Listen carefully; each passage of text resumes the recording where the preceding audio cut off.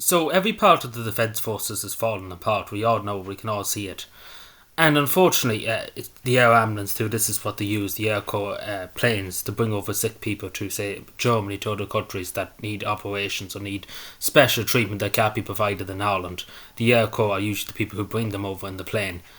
Take for example, there was a girl back just in the summertime, a 6-year-old girl that was transported by the Air Corps from Ireland to Germany for special treatment, and only for that service, the young girl wouldn't have been able to go over to Germany for her treatment. People that are very critical situations, and unfortunately, an Air Corps mission that was pretty much probably would be, because any of these missions are very life threatening, they're very serious, had to be stood down because the problem is they don't have the technicians to look after the planes that's in the Air Corps, the specialised technicians to look after the plane, because it takes a good bit of work to manage the plane, keep it going, keep it in operational ship shape, I suppose you would say, in terms of the aircraft, the fuel, etc., looking after the whole lot of the inspections. It takes a lot of time. And of course, we used to have so many technicians, and same in the Naval Service, we used to have so many technicians that were highly trained, highly qualified, that had loads of experience. But the problem is, in this country, we simply don't want to pay people to do it. And that's the problem. We had so many technicians back, even 20 years ago, so many of them that were highly qualified, highly skilled, they knew what they were doing. But the problem is all of them have left now because they wouldn't getting paid. They were simply getting paid tuppence for their work, and it's a tiring work. And there is a case, and I just want to briefly talk about the Air Corps. There's so many people that were in the Air Corps, technicians like this in the Air Corps, that have mysteriously died of illnesses, cancer and other illnesses, over the last few years. And there's still not been much talk about it. It was when Michael Higgins was president, there was a letter sent to him about it, and of course to the government.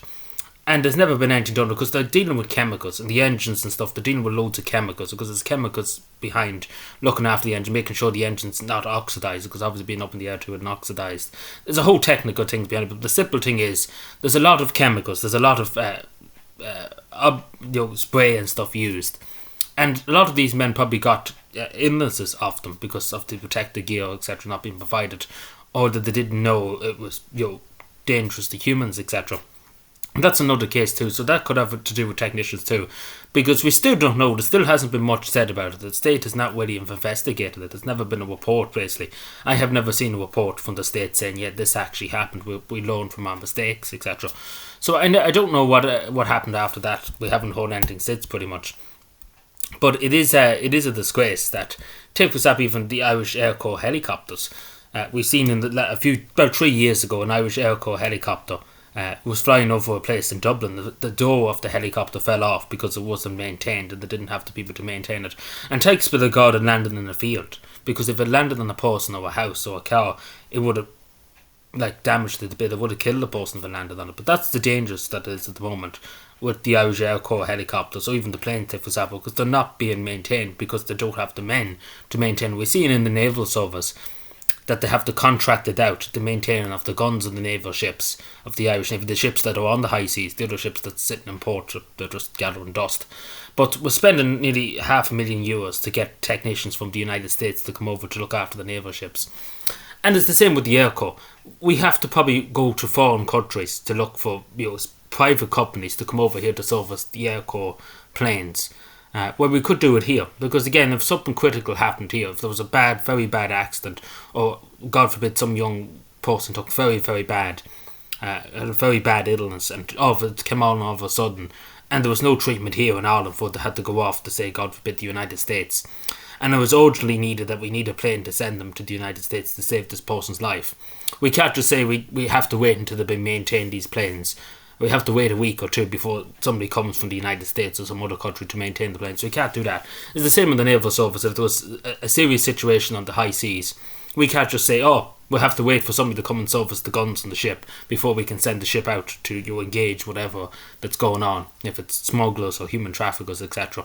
We can't do that. It's that this is not a toy shop, to be totally honest. It's very serious. It's very matters of national security. It's matters of the Irish people's security too.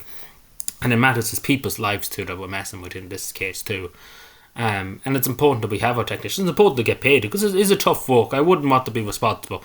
And it's a lot of I'm sure it's a lot of training. It's a lot of just learning every bit of the plane. Like, these people could tell you every bit of the plane. And we had so many people that were very qualified people in the Air Corps and even the Naval Service. And if we would have given them a bit of money, an extra bit of money, like again, they wouldn't have killed them to give them an extra bit, because the TDs and the Dáil are getting it. And these people are doing God's work. And let's be fair, even the people who are flying the plane, the pilots in the Air Corps, the people even in the Air Corps, the air traffic controllers, the people that are on the ground in the Air Corps, even the Naval Service and the Defence Forces, they're doing God's work. And there's no money that can be put on that, what they're doing for the country, to protect the country. And to take for example the pilots too, that's saving many people's lives, even in the army, helicopters, etc., etc. The pilots that are bringing people from bad accidents, car accidents, to the hospitals and stuff. There's no money that can put a price on that, how much vital they are to the state. But there's still, at the same time, they should get proper pay. They should probably get nearly more than the TD sitting in Dáil Éireann, because it's absolutely critical work to the state. It's invaluable work, and these people are invaluable, the same as the technicians, because without the technicians the planes can't get in the air. And it's critical that the people that are flying the planes feel safe, and it's critical that the average public feel that the aircrafts that are supposed to defend the state and to look after the people of the state are in the greatest possible service, and not top-notch service. So we probably will see in about 3 years' time, I come back to this, and it'll be some private corporation from the United States that'll take over, and it'll be 500,000 a year, or 700,000, or maybe 100 million, or something like that. But we could do it ourselves if we pay the people to do it. Simple as that. It's the problem that they don't want to pay people to do it. But anyway, let me know what you think. Subscribe for more, and bye.